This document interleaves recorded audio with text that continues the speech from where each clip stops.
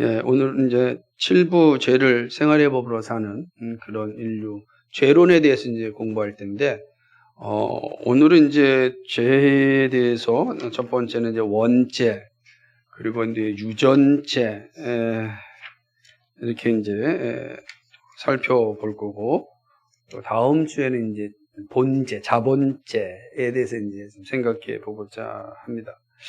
죄를 잘 이해하는 게 되게 중요하죠. 왜 그러냐면 아담의 범죄는 아담의 것으로만 국한되지 않았습니다. 아담이 범죄한 이후에 모든 후손들에게 죄는 전가되었고 또 오히려 확대되었습니다. 죄의 기능 가운데 하나가 죄는 점점점 확장되어지는 거죠. 그러니까 죄를 향한 경향성이 있고 또 죄가 점점 확대된다라는 사실을 우리는 잘 알고 있습니다. 그래서 모든 인류는 죄인으로 출생하고 죄인으로 살게 되어 있습니다. 그러니까 죄 짓는 게 아주 당연한 것으로 사는 게 현 인류입니다. 그러니까 우리는 죄 짓는 거에 대해서 불편하지 않아요.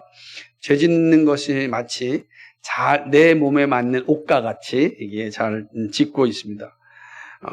그러니까 아담의 후손으로는 죄 없는 사람이 없고 죄 짓지 않는 사람이 없습니다. 그러니까 죄 없는 사람이 없고 죄 짓지 않는 사람이 없다면 모든 인류는 다 죽음에 이르는 것이죠. 그러니까 제2 아담이신 예수 그리스도, 둘째 아담이신 예수 그리스도, 마지막 아담이신 예수 그리스도만 죄에서 제외되지 모든 인류는 아담 이후에 모든 인류는 다 죄악 가운데 태어나고 죄를 즐기며 죄악 가운데 살다가 죽음에 이르게 되어 있다. 이게 인류의 모습입니다. 그렇죠? 여러분 죄 짓는 게 아주 즐겁지 않습니까? 거짓말해서 남을 속일 때 쾌감을 느끼지 않습니까? 이런 것들은 우리 안에 있는 모습들이다라고 하는 거죠. 그렇다면 죄가 뭔가 잘 정의를 해야 되는데, 화란의 그 유명한 그 신학자인 벌카오라고 하는 분은 뭐라고 얘기하면, 이 죄는 참 생소하고 불합리한 것이어서 설명이나 해명이 안 된다. 이게 도대체 이거는 생소한 것이다. 그래서 이거 사실은 설명될 수가 없다. 이렇게 이야기했습니다. 정직한 표현일지도 모르겠습니다.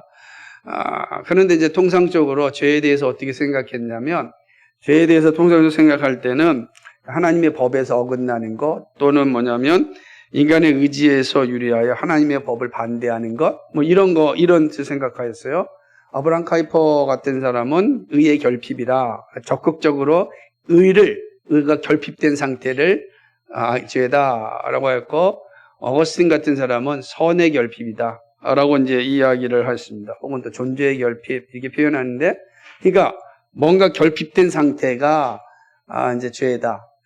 죄가 없는 상태는 온전한 상태인데, 이 죄는 선이 결핍되어졌든지 의가 결핍되어졌든지 결핍된 상태다 이렇게 이제 생각하였습니다. 이게 통상적으로 생각한 모습이었습니다.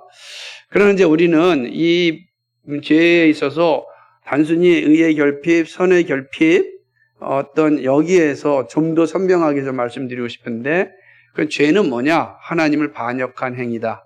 이렇게 보는 것이 더 합당하다. 하나님을 반역하였다라고 하는 것이죠.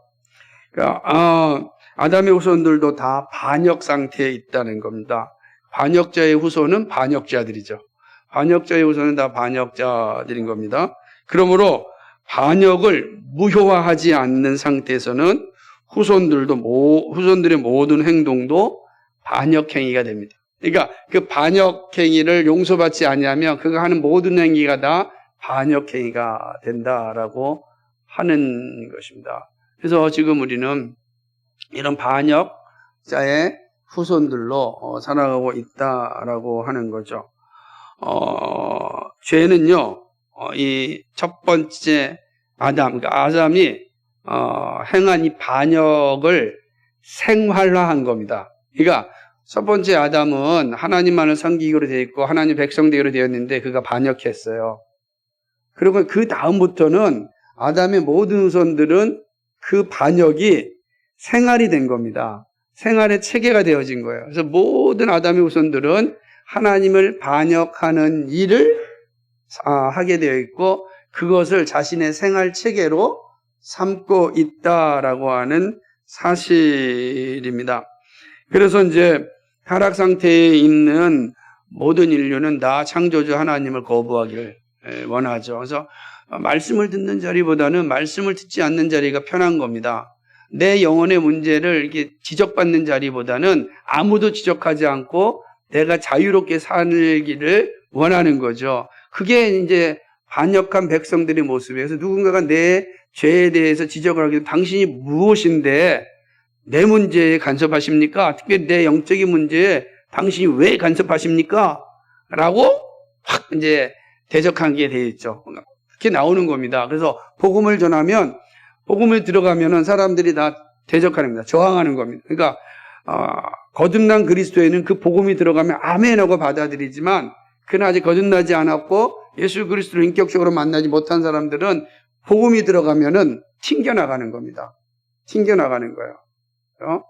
잠시 동안은 이제 그 사람들이 또 체면도 있고 또 그래도 자기를 포장하는 외식적인 것도 다 있어서 견디긴 하지만 계속적으로 복음이 선포되어지고 계속적으로 예수 그리스도 십자가가 증거되어지면 그 가면을 더 이상 감당할 수 없습니다. 그래서 결정하는 거죠. 내가 그리스도의 복음 앞에 나아가든지 아니면 그리스도의 복음에서 떠나든지 반역자의 삶을 살든지 아니면 하나님의 자녀로 살든지가 결정하게 됩니다. 모든 인류는 다 그런 결정의 자리에 서게 됩니다. 그러나 복음이 증거되지 아니하면 그런 일이 일어나지 않습니다.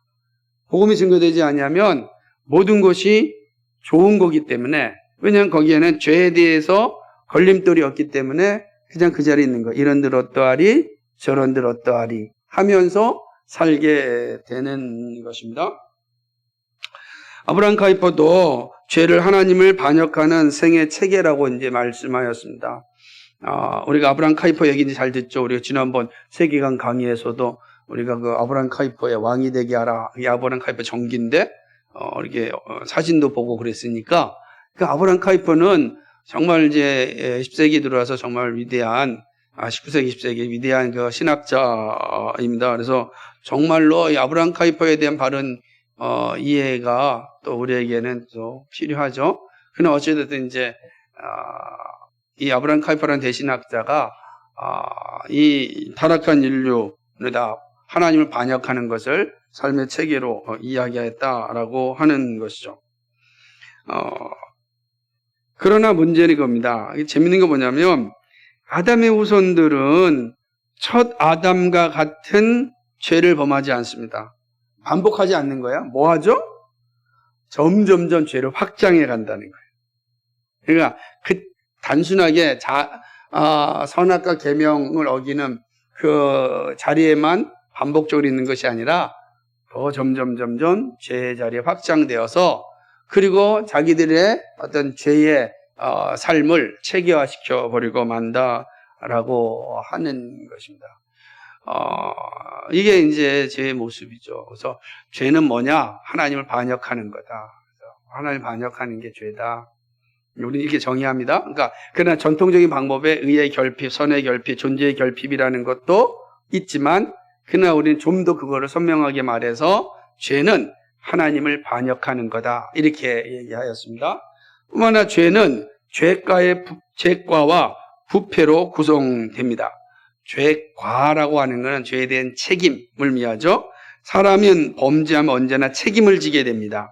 죄과의 전달과 본성의 부패는 첫 타락의 결과입니다. 첫 번째 타락한 이후에 모든 인류는 죄에 대해서 책임을 지게 되어지고 본성이 부패되어졌습니다. 그러니까 죄에 대한 책임을 지게 되는 거죠. 죄에 대한 책임이 뭐죠? 죄에 대한 책임이 뭐예요? 죽음이죠. 그 죽음을 지어야 됩니다. 그리고 그 본성이 다 부패되어져 있습니다. 죄가는 인간 본성의 역사예요. 영혼을 오염시키고 우리의 본성을 변형시키죠. 그래서 이 부패죠. 부패다. 오늘 말씀을 오전에 말씀해 보면은 우리가 마음이 다 부패해졌다. 부패해진 거니까 죄로 가득 차 있는 거죠. 완전히 본성이 변형되어서 하나님을 섬기는 자리에 서는 것이 아니라 하나님을 대적하고 반역하는 자리에 서는 거예요. 그러니까 하나님을 반역할 때 행복하고 즐거운 겁니다. 근데 하나님을 반역하지 않고 하나님을 순종하고 따라가려고 할 때 이제 좀 힘든 거죠. 왜냐하면 이미 죄로 말미암아 본성이 변형되었기 때문에, 그러니까 이 변형된 것을 원래대로 가려고 하니까 얼마나 힘들겠어요. 여러분, 그 디스크 환자들이요, 힘든 이유 중에 뭐냐면, 원래 하나님이 주신 척추는 아름답게 되어 있었는데, 이게 오랫동안 사용한 잘못된 이 모습으로 이 척추가 다 변형된 거예요. 아픈 겁니다. 그 변형된 척추를 다시금 뭐더라 원래 상태로 돌리려고 하면 얼마나 힘든지 몰라요. 너무너무 힘드니까 사람들이 어떻게 하죠? 그냥 편한 척추로 가져가는 거예요. 그 계속 아파져서 나중에는 수술하게 되고 잘못하면 척추를 못 쓰게 되는 거예요. 그렇게 되는 거예요. 인간의 죄성으로 말미암아 인간의 본성이 변형되어졌어요. 그러니까 그리스도로 말미암아 새롭게 회복되어져서 선한 본성으로 살아가려고 할 때 얼마나 힘들겠어요. 이미 변형된 걸 새로 만들려고 하니까, 그러다 보니까 에이 옛날로 돌아가지 라고 하는 관성이 생겨버리는 겁니다. 이해가 되시죠? 그러니까 이 죄라고 하는 게 뭐냐? 바로 우리 본성을 변형시킨 거다. 부패하고 변형시켰다라고 하는 거죠. 이게 죄에 대한 정의입니다. 이제는 이제 본격적으로 우리가 알고 있는 원죄가 뭔지 생각해 보겠습니다. 우리는 이제 원죄와 자범죄로 되어 있다, 이런 거 일반적으로 얘기하는데, 이제 원죄, 유전죄, 그다음에 이제 본죄, 이렇게 세 가지 나눠서 신학적 용어를 조금 더 우리나라 말에 합당하게 이제 표현된 건데요. 자, 여기서는 원죄, 우리나라 신이라 그럽니다. 이 원죄가 뭔가 보겠습니다. 원죄의 정의는 뭐냐면, 아담은 범죄함으로 죄가와 죄 오염을 지니게 되었다. 그러니까 죄 책임과 죄 오염을 지니게 되어진 거예요. 그러니까 인간은 이제 오염된 겁니다. 죄 책임을 지어졌고 우리는 다 오염됐어요. 오염된 존재입니다. 여러분, 오염된 그 강, 오염된 바다, 여러분 상상해 보십시오. 원래의 바다와 오염된 바다를 한번 상상해 보세요. 인간이 그런 거예요. 원래의 바다와 오염된 바다를 생각하면 죄의 오염이 우리를 그렇게 만들었다. 그러니까 첫 번째 첫사람 아담이 바로 타락함으로 죄에 대한 책임을 갖고 될 뿐만 아니라 죄로 오염됐어요. 물고기가 살 수 없는 상태가 된 겁니다. 오염됐어요. 지난주에 강의 드릴 때 발리 앞바다가 완전히 쓰레기로 오염되었다. 거기에 수영할 수 있겠습니까? 우리 청년들은 아주 좋을 때 갔다 와서 비록 위기 상황이 있었지만 수영이라도 했죠. 근데 그 자체가 다 오염됐다. 그럼 더 이상 수영할 수 없는 거죠. 사람이 살 수 없는 거죠. 이미 아까 말씀드렸도록 죄가는 죄책으로서 죄 지음으로 오는 형벌에 해당하는 법적 어떤 신분적인 의무를 얘기합니다. 그러니까 내가 죄를 지었고 죄에 대한 책임으로 형벌에 이른다. 인간은 이제 그런 법적인 의무를 가지게 된 것입니다. 근데 이 죄가 아담으로 시작해서 모든 후손들에게 다 전가되었습니다. 첫 조상에게 시작되었으므로 죄책은 아담에게만 타당한 것이다 생각할 수 있는데 그렇지 않습니다. 그의 후손에게 다 타당합니다.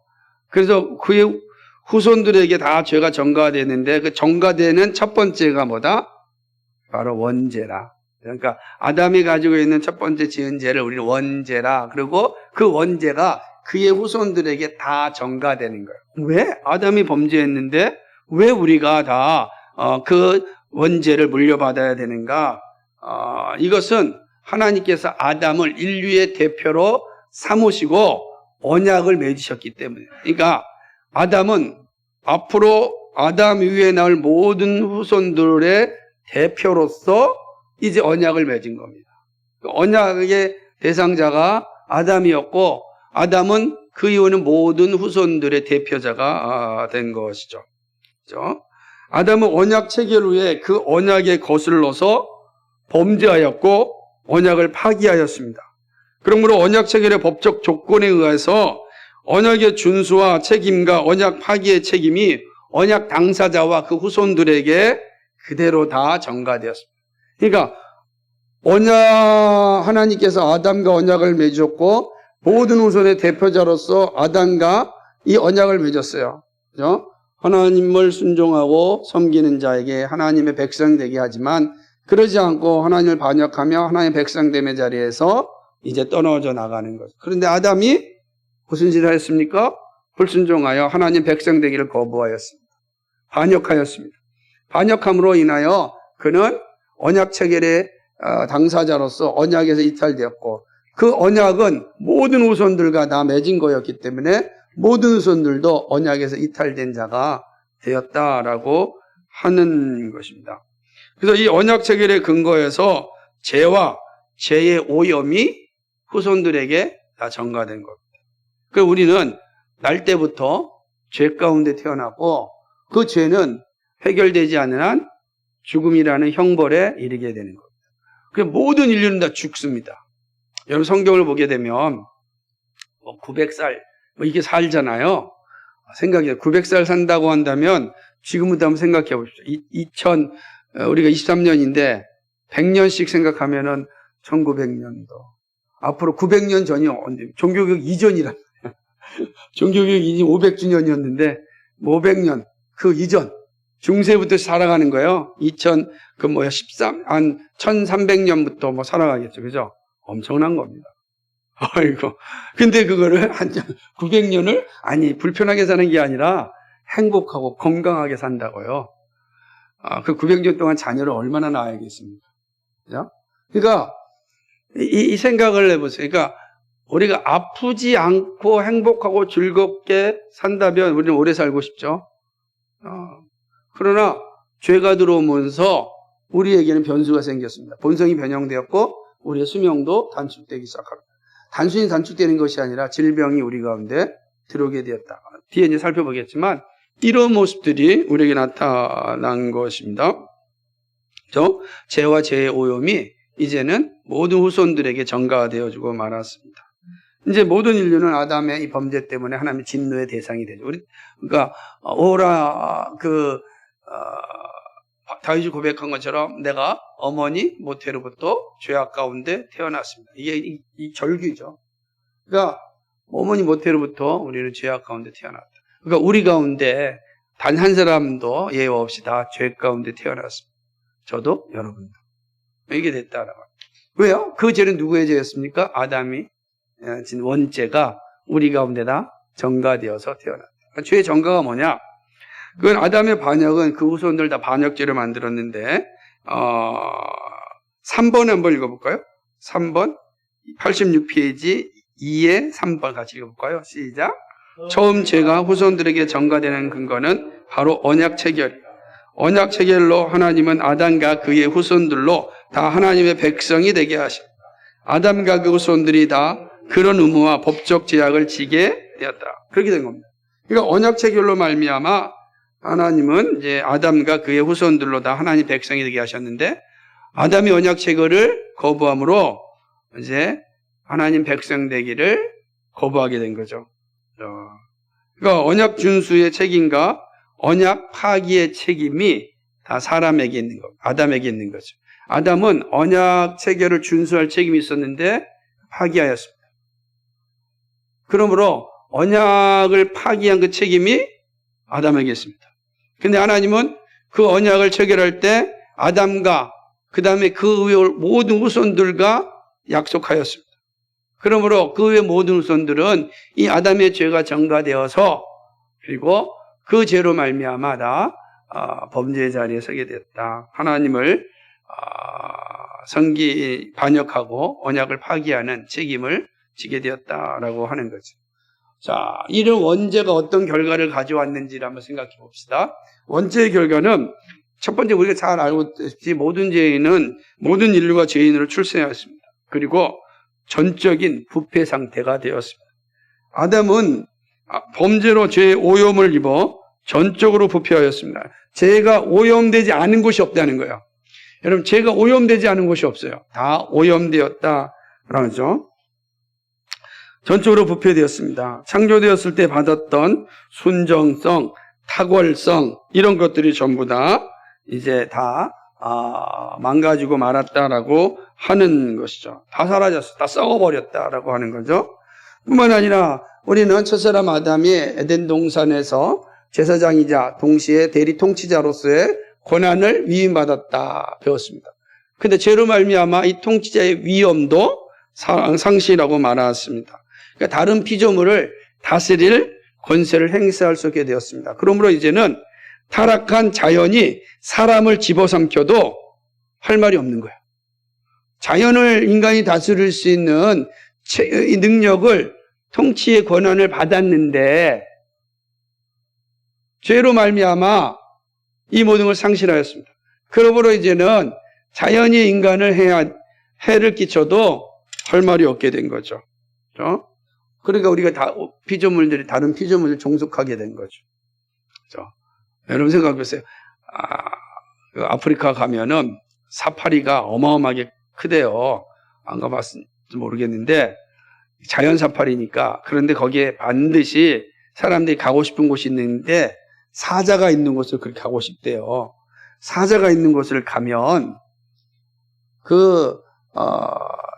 가이드들이 항상 하는 말 가운데 하나가 뭐냐면 절대로 차 밖으로 나가면 안 됩니다. 절대로 나가면 안 됩니다.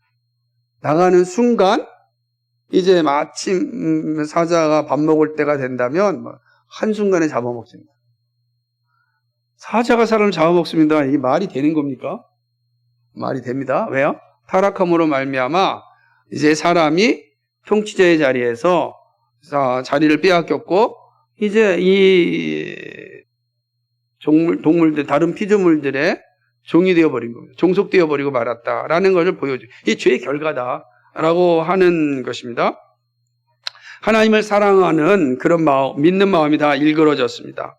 하나님이 아닌 것을 하나님으로 대체하는 마음의 성향이 설정되었죠. 이제부터는 하나님 외에 다른 것으로 우리 마음에 채우려고 합니다. 우상숭배죠? 그런 게 딱 가득한 거예요. 그래서 지금도 이제 종종 어른들이 하는 말 가운데 하나가 뭐냐면 이 주머니에 지갑에 지폐가 있으면 내가 든든하다라고 얘기합니다.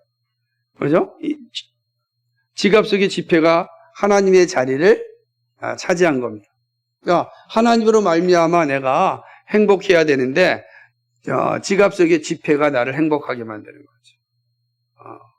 청년 여러분 어떻습니까? 돈이 좀 있어야 행복합니까? 그러니까 돈이 있어야지 뭐 옷도 사고 놀러도 가고 하잖아요. 그러니까 아르바이트 열심히 해서 뭐 합니까?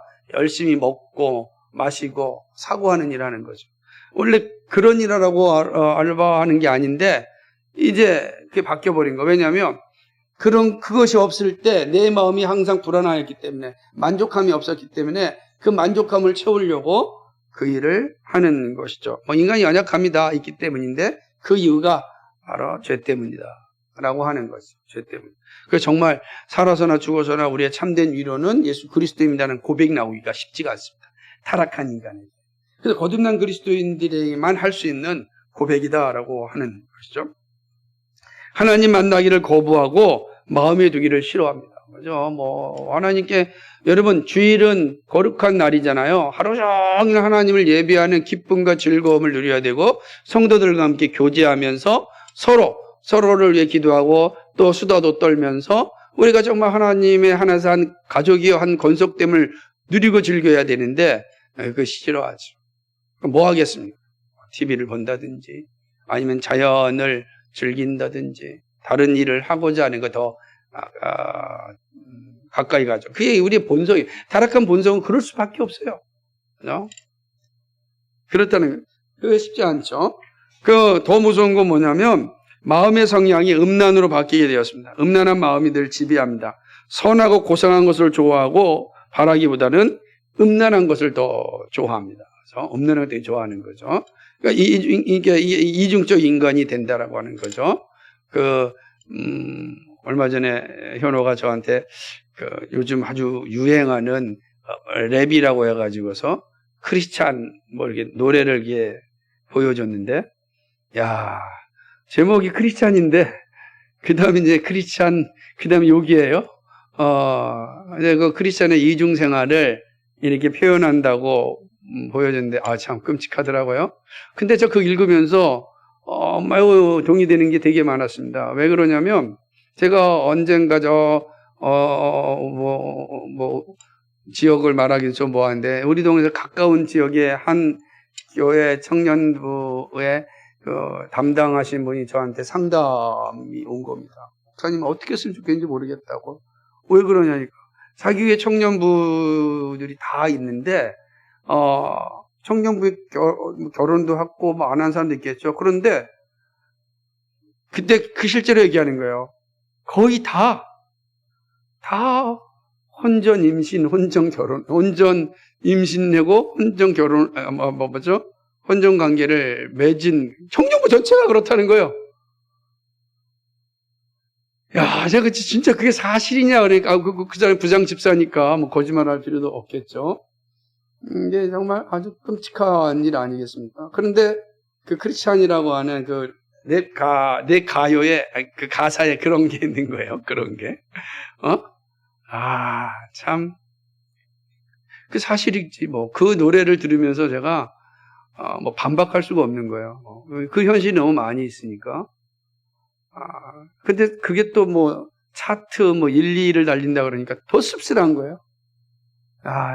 이게 전부는 아닌데 전부로 또 비춰지고 있겠구나 하는 생각이 들었습니다.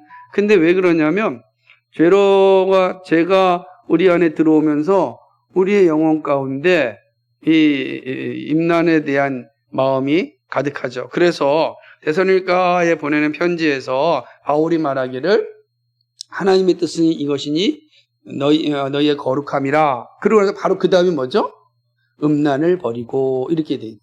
이게 바로 나오는 게 죄로 말미암아 나타난 현상. 근데 그거는 뭐 저도 마찬가지고 늘 이 싸움에서 지고 있는 것 중에 하나다. 그래서 우리는 근데 늘 고백하는 건 그리스도의 은혜가 아니고서는 우리는 이 세상의 싸움에서 이길 수 없다.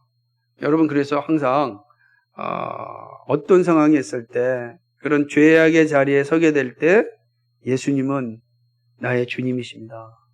이렇게 고백하셔야 돼요. 그러니까 예수님은 나의 주님이십니다.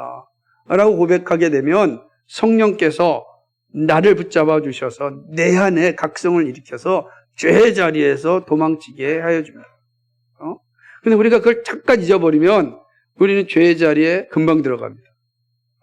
그리고 한 번 죄의 자리에 들어가면 빠져나가기가 힘들어요. 빠져나가기가 힘듭니다. 그 사실을 이제 보여주고 있다라고 하는 것입니다. 또 진실성이 없어졌습니다. 사실대로 사고하고 판단하고 전달할 수 없고 가감하거나 바꾸거나 왜곡시킵니다. 가짜뉴스 같은 거. 가짜뉴스, 요즘 뭐 엄청나잖아요. 가짜뉴스도 되게 많아서. 양쪽이 다 그래요. 보수적인 사람들, 또 진보적인 사람 서로 그림 같은 거 합성해가지고 사실이냐, 도대체 이게 사실이냐 아니요. 알 수 없는 거야. 막 합성해가지고 보여주게 되는 거죠. 제가 얼마 전에도 그 어떤 사진을 저한테 보내왔는데, 광화문에서 일장기를 들고 막 시위하고 있다는 거예요. 그래서 나중에 보니까, 난 아무리 생각해도 제정신이 아닌 사람은 이게 할 수가 없다. 아무리 그렇다 할 수 있겠는가. 아무리 일본을 좋아한다 할지라도 떼거리로 이걸 들고 할 수 있을까 생각을 했는데, 바로 그 다음날 그게 합성사진이라고, 가짜라고. 이게 참, 죄가 들어오면, 뭐, 보수적인 사람이나, 진보적인 사람이나 상관없어요. 다 그러죠. 이 죄의 자리에 서게 되는 것입니다. 그래서 프란시스 셰퍼 목사님이 말하기를 우리가 경계해야 될 적은 진보주의자도 아니고 보수주의자도 아니다.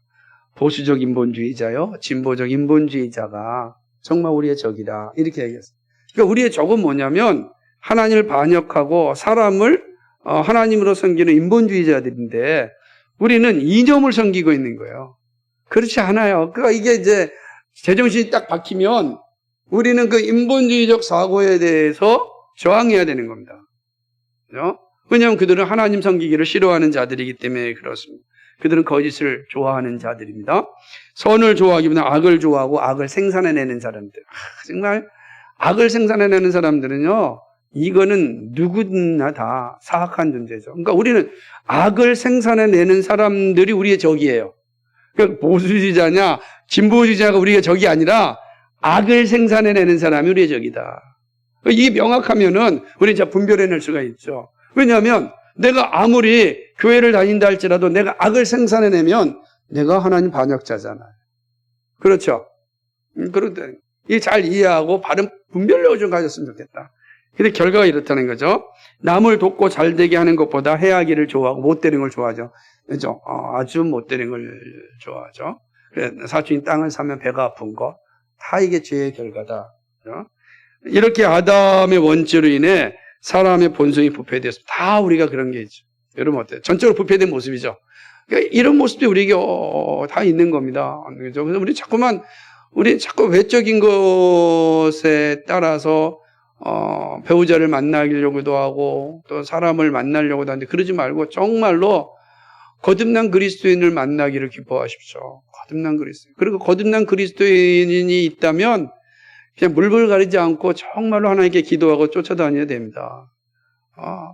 생각해보면 다 때가 되면 다 늙어지면 아름다운 얼굴, 멋진 몸매 다 망가집니다. 다 그렇게 되는 거예요. 우리 김명호 선교사님이 그 화면으로 볼 때는 제 얼굴이 되게 건강하고 밝아 보였는데 오늘 보니까 영 아니다. 아닌 거예요. 다들 우리 다 화면빨, 그죠? 다 또 뭐죠? 화장빨 다 있는 거예요. 그런 건 다 때가 되면 사라지는 거예요. 근데 그 안에 거듭난 백성으로 하나님의 성령께서 저하고 있다면 그 사람 최고입니다. 왜요? 여러분 제발 먹는 거 입는 거 두려워하지 마십시오. 이거는 세상 사람이 하는 겁니다. 하나님께서 준비하시면 고난의 시간을 통과해서라도 반드시 그 일을 이루시지 않습니까? 우리 지난주에 봤듯이 우리 박종환 집사님 그냥 아주 긴 시간 동안 8년 동안 그 작은 회사에서 최선을 다해 잘 준비하고 있었는데 또 하나님이 때가 되니까 또다시 다른 단계로 갈 수 있는 마찬가지죠. 우리 김학수님도 마찬가지. 여러분 정말 물론 내가 최선을 다해서 공부해야 되고 준비해야 되지만 단 한 가지 온전히 하나님께 맡기십시오. 두려워하지 마십시오. 하나님의 일하심을 기대하십시오. 그게 정말로 그리스도인. 그러니까 그런 사람들을 만나고 그런 사람들과 함께 사는 게 최고의 복입니다. 최고의 복인 거죠. 그래서 서로 먼저 만나려고 애를 쓰십시오. 저는 항상 그러잖아요. 우리 교회는 우리 주임의 청년부에는 형제들이 더 많잖아요. 자매들이 적고. 그 자매들이 얼마나 보배예요, 보배. 하나님께 기도하고 내가 이 자매랑 결혼해야 되겠습니다. 그냥 헌신하고 금식하고 하면은 하나님께서 어떤 일을 벌일지 모르는 거예요. 자매님도 마찬가지죠. 주님 누구를 만나는지 모르겠지만 등잔빛이 어두운데 빨리 밝게 해달라고 기도하고. 그러니까 우리가 살아갈 때 정말 거듭난 그리스도인의 확인만 된다면 하나님 나라를 최고의 복입니다. 그런데 참 시간을 지나다 보면은 40대 돼서 결혼 못하고 있는 분들 보면 다 마음에 드는 사람이 없대요. 제가 볼 때는 마음에 드는 사람이 수천 명이 지나갔는데도 다 세상적 기준으로 보니까 안 되는 거예요. 정말 그 안에 예수 그리스도로 변화되었고 처음 성품을 가지고 있다. 오늘부터 금식하십시오. 그런 되는 겁니다. 그다음 이제 필연적인 죽음이 이제 당연히 이제 여기 되는 거죠. 죄값은 사망입니다. 반역자는 출생과 동시에 죽음으로 작정되었습니다. 그러니까 죽는 길 외에는 다른 길이 없는 거죠. 참 안타깝지만 사람은 죄인으로 출생하여 죽음으로 작정되었고 자기의 죄를 더함으로 형벌을 더 받게 되어 있다라고 하는 것이죠. 그리고 온갖 질병과 고통이 이제 이르게 되는데 단순히 죽음에 이르는 것이 아니라 질병과 고통이 오잖아. 아예 안 왔으면 좋겠는데 여러분 질병이 오는 게 이게 자연스러운 겁니다. 우리가 죄로 말미암아 타락한 시대에 마지막 죽음의 길을 갈 때 질병이 오는 게 이상한 것이 아니에요. 아담의 시대에는 죄가 있기 전에는 질병이 없었단 말이에요. 그러나 다 질병이 오지 않습니까? 다 오는 겁니다. 오지 않고 견딜 수 있는 사람이 없는 것이죠. 제가 축구장에 가서 이제 축구하다 보면 그냥 한 20년 봤으니까 30대, 40대 때 정말 막 날아다니는 사람도 이제 60대, 70대가 되면 못 날아다녀요. 걸어 다니는 겁니다. 걸어 다니는 거죠. 그런데 여전히 40대는 왜 이렇게 못 뛰냐고 얘기를 들어요. 그렇게 되는 거예요. 우리의 육신이 그렇게 다 쇠화해질 수 없어요. 흙으로 왔으니 흙으로 가는 것이 인생이다. 그 죄로 말미암아 생겨난 거다. 그렇죠? 자기의 잘못과 환경에 의해서도 질병과 고통을 당하게 되어 있습니다. 전쟁과 재난들로 인하여서도 고통을 피할 수 없게 되었죠. 사람이 사람을 죽이는 것에서 또 쾌락을 느끼죠. 전쟁을 일으키는 거야. 누굽니까? 러시아의 푸틴을 보십시오. 전쟁을 즐기잖아요. 이게 얼마나 끔찍한, 이게 죄성을 가지고 있는 거예요. 그런데 더 악한 것은 뭐냐면 그 죄성을 막 부추기는 저 러시아 종교며 러시아 기독교가 문제죠. 나는 진짜 정말로 목숨 걸고 아니다라고 해야 되는데 그러지 않잖아요. 그러니까 이게 예전에 히틀러 시대에 루터교가 그랬어요. 루터교가 히틀러의 역할에 대해서 존중이 없고 유대인들을 전부 다 처참하게 죽이는데 앞장선 게 루터교 애들은 루터교는 얘기하는 거예요. 예수님은 누구죠? 독일인이었다. 슬라브 민족이었다. 이렇게 얘기하는 겁니다. 게르만 민족이었다. 이렇게 얘기하는, 웃긴 거예요. 그래, 만들어가지고서, 결국은, 누토교 수장들이 앞장서가지고서 유대인 학살하는데 동조하고, 그랬습니다. 정말 심판받아 마땅한 자들이죠. 근데 우리도 그럴 수가 있는 거예요. 그래서 정말 전쟁이라고 하는 게 얼마나 무서우냐면 그만큼 전쟁에 대한, 규정이 아주 분명하게 해서 선배들은 남겨준 겁니다. 그래서 정당한 전쟁론, 정당한 전론의 입장에 보게 되면 전쟁할 수가 없어요. 정말 거기에 근거되면, 우리는 평화주의자는 아니지만 정말로 의로운 전쟁에 대한 이해를 바르게 가지고 있는 것이 참 중요하다라고 하는 것이죠. 이 원죄의 죄가는 죽음의 형벌이죠. 반드시 죄책을 동반하고 필연적으로 형벌에 이르게 되는 거죠. 이게 죄가의 죄의 책임과 죽음의 관계에 대해서 자카리아스 우르시누스, 우리가 잘 아는 하이델베르그 유름답을 작성했던 우르시누스가 뭐라고 얘기했냐면, 한번 87페이지 맨 밑에 한번 읽어볼까요? 시작. 죄는 죄가 관계를 정립하여 모든 사람으로 하나님 앞에 죄책을 지게 하여 현세와 내세의 형벌을 받게 한다. 그게 그렇다라고 하는 겁니다. 이제 3장 유전죄, 시간이 지났지만 그래 조금 들어갔습니다. 유전죄는 뭐냐면 아담의 죄가가 후손에게 전가되었다. 그래서 우리는 이 원죄가 유전죄로 고찰되는 거죠. 원죄가 이제 전가되었다, 유전죄가 되는 겁니다. 원죄는 유전죄가 되어 모든 본죄의 근거와 원천이 되는 것이죠. 그러니까 이제 죄인으로 출생함으로 자기의 법적 범죄 없어도 죽음에 이르게 되는데 그게 다 유전죄입니다. 유전죄는 원죄의 전가다라고 하는 거죠. 이게 원죄가 우리에게 다 유전되어져 있다라고 하는 거죠. 인간 본성의 부패는 사람들로 죄를 짓게 하고 죄가 나오는 바탕인데 다 유전죄입니다. 그래서 유전죄는 어떻게 표현되냐면 부패로 표현되는 겁니다. 그래서 오늘도 디모데후서에서 이야기한 것처럼 그 마음이 부패되었다 할 때 부패가 이런 뜻이에요. 전가된 죄는 본성의 부패입니다. 부패는 사람으로 하여금 죄를 짓고 죄를 좋아하게 하는 바탕을 형성하죠. 그러니까 인간이 부패되니까 죄를 짓고 죄를 짓는 걸 즐거워하니까 죄가 너무 좋은 거예요. 여러분 죄 짓는 일이라면 신납니다. 여러분 엔돌핀이 막 솟아나요. 죄 짓는 거. 그죠? 그래 되죠. 엄마 속여가지고 돈 가가지고서 놀이동산 가가지고서 놀아보세요. 얼마나 신납니까? 그러는 거예요. 친구 집에 가서 공부하겠다면서 놀이동산 가가지고 놀을 때 얼마나 신납니까? 그때 다 잊어버리는 거예요. 자신이 죄인이라는 거 잊어버리고 그 노는 일에 모든 걸 빠진 인간이다. 인간이다. 그게 어른이나 똑같죠. 그게 다 유전된 죄 때문에 생각이는 거죠.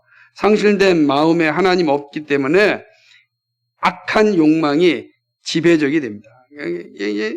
이렇게 되는 거예요. 내재적인 죄 혹은 부패는 악한 욕망, 혹 죄를 짓기를 바라는 욕망. 이게 이제 우리 안에 부패에 대한 우리의 마음속에는 이 악한 욕망, 전 자기 욕망이라는데 이 악한 욕망이 우리를 지배하죠. 그래서 우리의 모습이 이렇다라고 하는 거죠. 그래서 사람의 부패함으로 원래의 선이 없어졌습니다. 원시 선과 의가 없어지므로 그 자리를 악이 대신하게 되었다. 이제 나중에 왜 이게 중요하냐면 로마 캐톨릭이 가지고 있는 개념과 다르기 때문에 원시선과 의가 없어졌어요. 전적으로 부패했어요. 우리가 이제 다음 주 토요일 날 공부하게 될 로마 캐톨릭의 토마스 아퀴나스가 이거를 왜곡시켜버린단 말이에요. 이걸 왜곡시켜버려요. 전적 부패가 아니다라는 거죠. 전적 부패가 아니라. 지적으로는 우리 타락하지 않았다. 이렇게 얘기를 해요.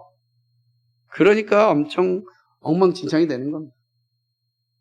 전가된 죄가가 악한 욕망을 이제 도입하게 됐습니다. 그러니까 이 죄가 많은 은사들과 은혜를 제거하였습니다. 인간 본성 전체를 부패시킨 거죠. 그러니까 더 이제 사람들이 이제 이로 인해서 이 육적인 욕망에서 벗어날 수 없게 하는 거죠. 이 육적인 욕망은 저급한 충동을 유발하게 되는 거니까 선한 욕망이 없어요. 선한 것을 하고자 하는 마음이 없어요. 여러분 이런 거예요. 내가 열심히 돈을 벌어서 내가 정말 하나님 나라를 위하여 멋지게 쓰겠다라는 욕망이 사라지고 내가 열심히 돈을 벌어서 멋지게 한번 내 삶을 즐겨보겠다. 이게 더 나타나는 거예요. 그죠? 여러분 안 그래요? 우리 김석현 형제님 오늘 기도 멋지게 하셨는데 열심히 알바해가지고 번 돈으로 뭐 하고 싶어요? 그러니까 이런 욕망에 빠지는 거죠. 나를 위해 살아가는 거지. 그러니까 그게 우선이 아니고 정말로 왜냐하면 생각해보세요. 하나님께서 나에게 주신 재능과 은사들은 하나님 나라를 위해서 우선하게끔 돼 있다고요. 그죠? 그런데 물론 옷 사지 말라는 게 아니에요. 근데 문제는 뭐냐면 우리의 모습에는 그것이 먼저 나오는 게 없어요. 정말 아까 하나님의 나라를 위해 산다고 할 때 내가 왜 하나님께 나에게는 재능을 주셨고 재물을 주셨는가 은사를 주셨는가를 늘 생각해야 되는 거예요. 그럼 내가 하나님 나라를 위해서 무엇을 해야 될까? 그러면 나머지 필요한 것들을 채워주시는 은혜를 누리게 되는 거예요. 근데 만약에 거기에만 함몰되어지면 내가 열심히 벌어서 하나님 나라를 위해 살지 아니하면 그거 세상 사람이나 무슨 차이가 있겠는가? 왜 그러냐면 이게 저급한 욕망이라는 거예요. 고급적 욕망이 선한 욕망이 아니라 아주 저급한 욕망이 우리를 지배하는 게 그게 죄예요. 죄는 반드시 우리를 저급한 욕망에 빠지게 되는 거죠. 그래서 가다 보면은 돈이 없을 때 백다방이나 스타벅스에서 아이스 아메리카노 갖고 나오는 사람 막 부러운 거예요. 나도 벌어서 저거 한번 아이스 아메리카노 먹고 싶다. 저급한 욕망.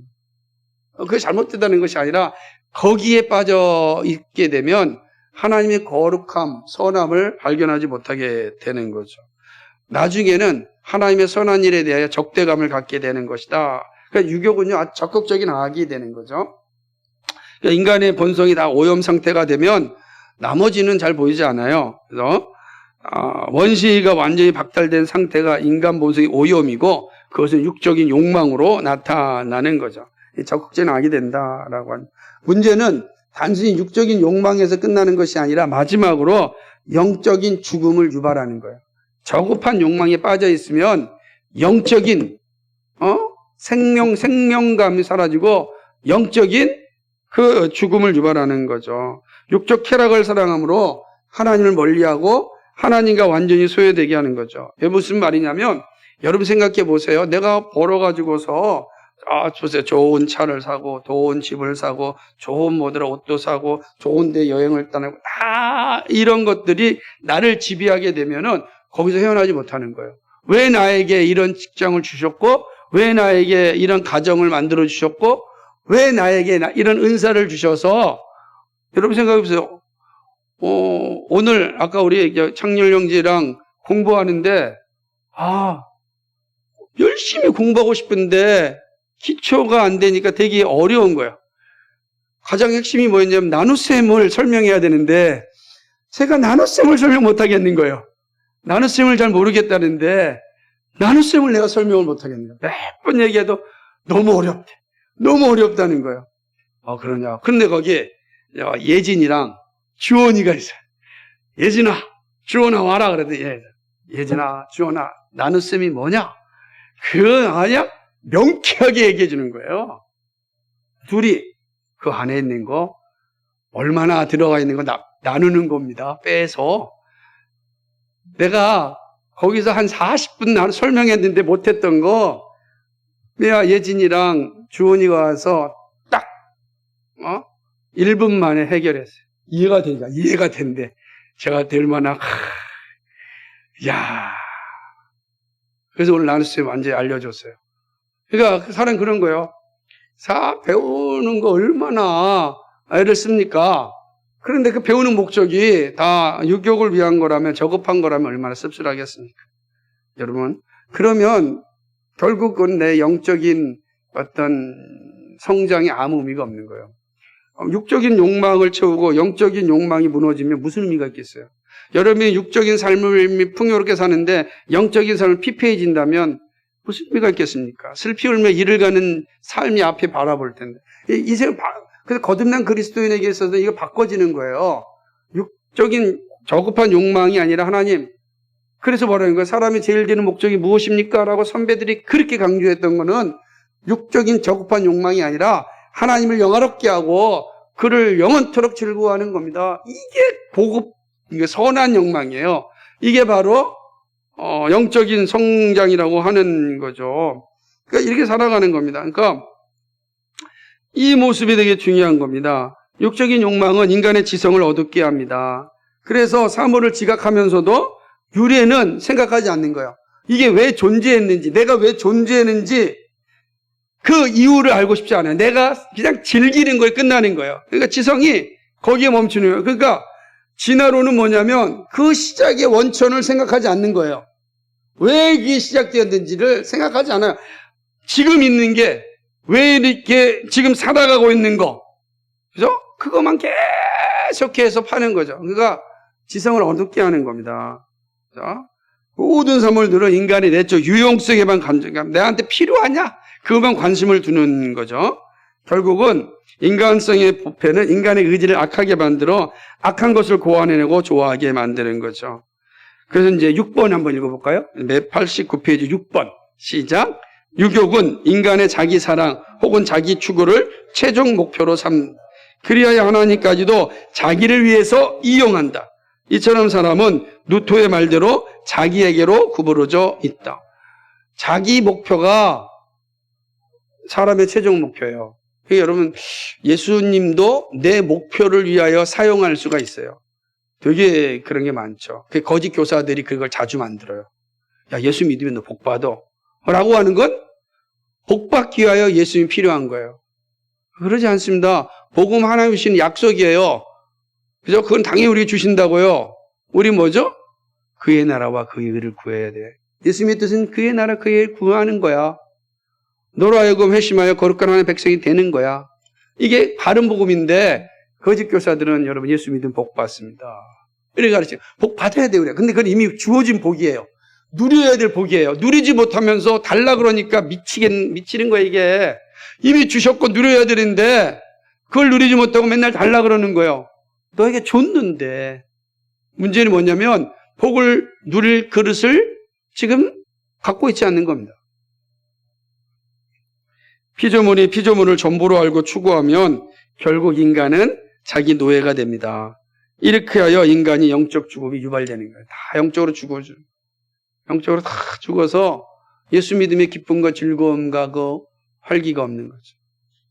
여러분 어떻습니까? 우리가 이 죄에 대한 이해를 하면서 내 모습 어떤지 잘 한번 살펴보기 필요합니다.